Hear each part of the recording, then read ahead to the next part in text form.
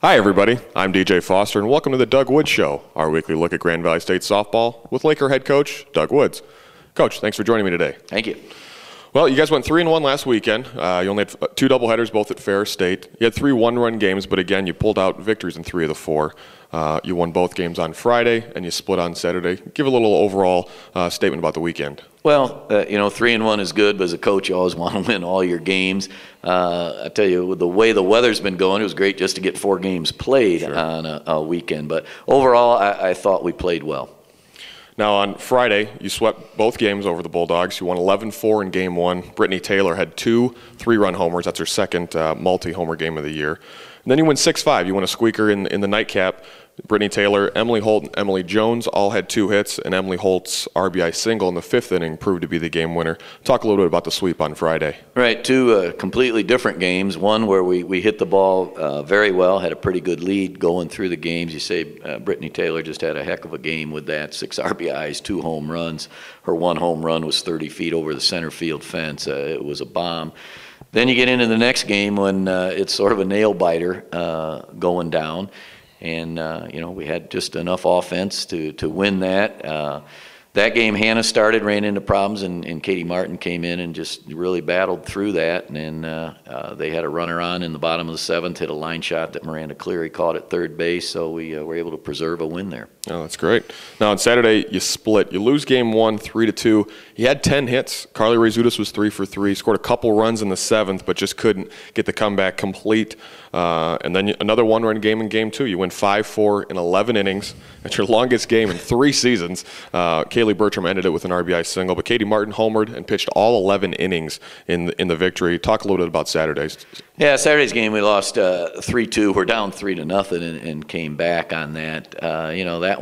That one probably hurt a little bit because an error in that game and some walks, sort of spelled our doom a little bit. Although Andy pitched well enough to win, we didn't get enough run support.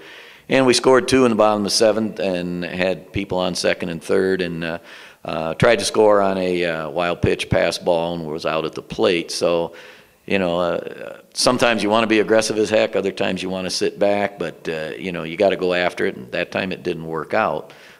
Second game, we were down, and, things didn't look so good until Katie Martin hit a 2-run homer over the left field fence. The ball was about 9 feet in the air all the way out, and it did get out. And then we scrambled for some runs and got into extra innings, and as you said, Kaylee Bertram had the winning hit, which is great for Kaylee. Because Kaylee was struggling on Saturday, really struggling, and I'll be darned if she doesn't get the base hit to drive the run in and win the game. Well, after the last weekend, you're now up to 35-8 on the year, 21-5 in GLIAC play. Obviously, those are great numbers. Entering last week's regional rankings, you were the top-seeded team in the Midwest region. That all sounds good, but being a coach, I'm sure there's some things you feel you could work on. What are some of those things? Well, we're going to, if the rain stops, we will want to work on a couple things defensively on that. And Dana Callahan works with our hitters. You always want them to get their reps in hitting. But we want to work on a few things in the infield, just, hammer away at it a little bit. Nothing big. I think we have fielded fairly well, but there's always room for improvement that way. Now, you'll have a little bit of time to practice that this week. You have 3 doubleheaders. You have a rescheduled twin bill against Hillsdale. That was a rained-out doubleheader from last week. That'll be home on Thursday, regardless of, obviously if the weather holds off for you guys. And then this weekend you go to Saginaw Valley State, one of the better teams in the conference in the region. You play them 4 times on Friday and Saturday.